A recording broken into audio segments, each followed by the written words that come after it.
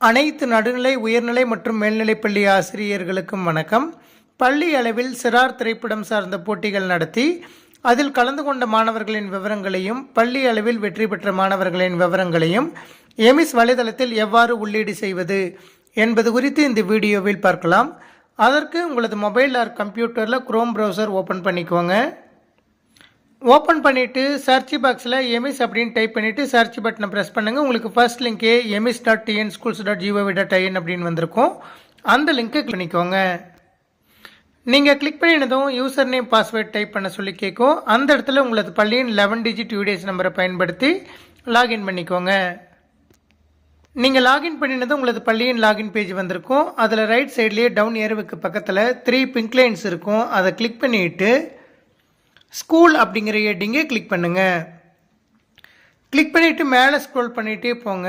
நீங்கள் மேலே ஸ்க்ரோல் பண்ணிகிட்டே போனதும் ஆக்டிவிட்டீஸ் அப்படிங்கிற ஹெட்டிங்கில் கிளப்ஸ் அப்படின்னு கொடுத்துட்டு அதற்கு கீழே curricular and co curricular activities அப்படின்னு ஒரு ஹெட்டிங் கொடுத்துருக்காங்க. அந்த ஹெட்டிங்கை கிளிக் பண்ணுங்கள். நீங்கள் கிளிக் பண்ணினதும் கிளப் இன்சார்ஜ், வீக்லி ஆக்டிவிட்டீஸ், அதே போல் ரைட் சைடில் ஸ்க்ரோல் பண்ணிகிட்டே போனீங்கன்னா ஸ்கூல் லெவல் காம்படிஷன் அப்படின்னு ஒரு ஹெட்டிங் வந்திருக்கும். ஸ்கூல் லெவல் காம்படிஷன் அப்படிங்கிற அந்த ஹெட்டிங்கை கிளிக் பண்ணுங்கள். கிளிக் பண்ணினதும் கிளப் நேம் அப்படின்னு வந்திருக்கும். அதற்கு கீழே இருக்கக்கூடிய டவுன் ஏரோவை கிளிக் பண்ணிவிட்டு மூவி ஸ்க்ரீனிங் அப்படிங்கிற ஹெட்டிங்கை கிளிக் பண்ணுங்கள்.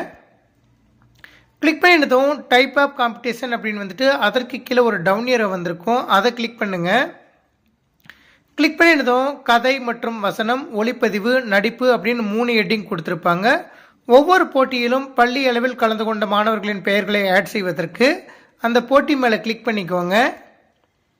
கிளிக் பண்ணினதும் ஆட் பார்ட்டிசிபெண்ட் அப்படின்னு கேட்கும். அந்த ஹெட்டிங்கை கிளிக் பண்ணுங்கள்.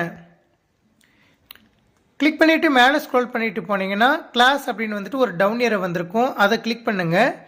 நடுநிலை பள்ளியை பொறுத்தவரை 6 முதல் 8ஆம் வகுப்பு வரையும், உயர் மற்றும் மேல்நிலை பள்ளியை பொறுத்தவரை 6 முதல் 9ஆம் வகுப்பு வரையும் காண்பிக்கும். எந்த வகுப்பில் மாணவர்கள் போட்டியில் கலந்து கொள்கிறார்களோ அந்த வகுப்பை செலக்ட் பண்ணிக்கோங்க. செலக்ட் பண்ணிவிட்டு மேலே ஸ்க்ரோல் பண்ணிட்டு போனீங்கன்னா அந்த வகுப்பில் உள்ள அனைத்து மாணவர்களுடைய பெயரும் காண்பிக்கும். எந்த மாணவர் அந்த போட்டியில் கலந்து கொள்கிறார்களோ அந்த மாணவருடைய பெயரை டிக் பண்ணிக்கோங்க. டிக் பண்ணிவிட்டு சப்மிட் கொடுங்க. நீங்கள் சப்மிட் கொடுத்ததும் பார்ட்டிசிபென்ட்ஸ் ஆடட் சக்ஸஸ்ஃபுல்லி அப்படின்னு வந்திருக்கும். நீங்கள் ஆட் பண்ண பார்ட்டிசிபென்ட்ஸை வியூ பண்ணி பார்ப்பதற்கு வியூ பார்ட்டிசிபெண்ட் அப்படிங்கிற ஆப்ஷனை கிளிக் பண்ணிவிட்டு வியூ பண்ணி பார்த்துக்கலாம். அதே போல் வின்னரை செலக்ட் பண்ணுவதற்கு செலக்ட் வின்னர் அப்படிங்கிற ஆப்ஷனை கிளிக் பண்ணுங்கள். கிளிக் பண்ணிவிட்டு மேலே ஸ்க்ரோல் பண்ணிட்டு போனீங்கன்னா எந்தெந்த வகுப்பிலிருந்து அந்த போட்டிக்கு மாணவர்களை ஆட் செஞ்சுருக்கீங்களோ அந்த வகுப்பில் உள்ள அந்த மாணவர்களுடைய பெயர் காண்பிக்கும். இதில் வின்னரை தேர்வு செய்வதற்கு எந்த மாணவர் பள்ளி அளவில் முதலிடம் பிடித்தாரோ அந்த மாணவருடைய பெயரை முதலாவதாக டிக் பண்ணுங்கள். டிக் பண்ணினதும் வின்னர் 1 அப்படின்னு வந்துட்டு வெற்றி கோப்பை வந்திருக்கும். அதே போல் 2ஆம் இடம் பிடித்த மாணவருடைய பெயரை தேர்வு செய்வதற்கு 2ஆவதாக அந்த மாணவருடைய பெயரை டிக் பண்ணுங்கள். 3ஆம் இடம் பிடித்த மாணவரை தேர்வு செய்வதற்கு 3ஆவதாக அந்த மாணவருடைய பெயரை டிக் பண்ணிவிட்டு லாஸ்ட்டாக சப்மிட் அப்படிங்கிற பிங்க் கலர் பட்டனை கிளிக் பண்ணுங்கள். அதே போன்று நீங்கள் பார்ட்டிசிபெண்ட்டை ஆட் பண்ணும்போது ஒரு முறை ஆட் பண்ணிட்டீங்கன்னா திரும்பவும் அந்த பார்ட்டிசிபெண்ட்டை ரிமூவ் பண்ண முடியாது. அதனால் சரியான பார்ட்டிசிபெண்ட் நேமை மட்டும் ஆட் பண்ணிக்கோங்க. நன்றி.